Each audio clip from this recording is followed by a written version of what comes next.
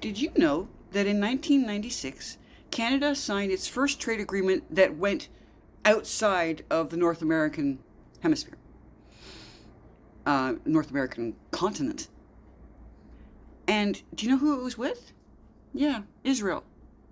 Even though it was not close by, and it was certainly in a volatile region. I mean, colonization from Islam has made sure it is a volatile region for over 70 years. Because it was the only functioning democracy by that point in the Middle East, it made perfect sense. This is why Canada, the United States, most people have chosen to have Israel, despite your blatant hatred of Jews, as their ally, because it is the only safe place for democratic countries to land in that area, unless you've got prior diplomatic crap, but even that doesn't guarantee anything. So what's going to happen to that partnership now that Canada, well, it's willing to condemn Iraq for attacking half a dozen other countries all at once, and claims that it supports the bloated felon in this charge against Iran? It did not mention Israel. Khalil Mikarni did not mention Israel in that equation. And let's be honest, North America, all the Western societies, have pretty much been ignoring everything in Iran until Israel and the United States got involved. Then suddenly you care. Oh my goodness, you care so much because those genocidal people are... And of course we've got people in the United States saying, we wouldn't mind if Israel governed the whole place, which is something Israel's never said it wanted.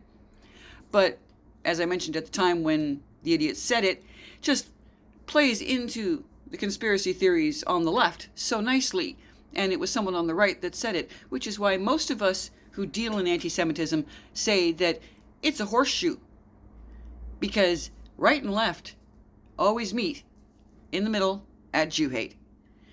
You'll find different reasons, but you'll do it.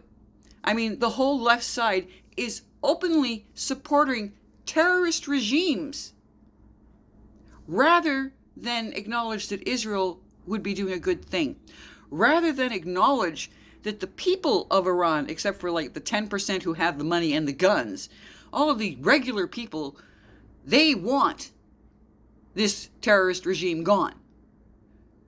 And for those of you who say, oh, Israel wanted this war, well, no, it doesn't want the war, but it'll take the war. Because Iran has had a clock for 40 years that's supposed to be counting down to the destruction of Israel. Iran has openly funded terrorist proxies all through the Middle East for the purpose of attacking Israel. Iran attacks Israel directly. It is the terrorist hub. So yes, Israel wants regime change there, just like the people of Iran want regime change there. Just imagine what it would be like in a world where all the rest of you didn't pin all of your hate on 0.2% of the population. Imagine what it would be like in a world where Israel could feel just as safe as every other country on the planet.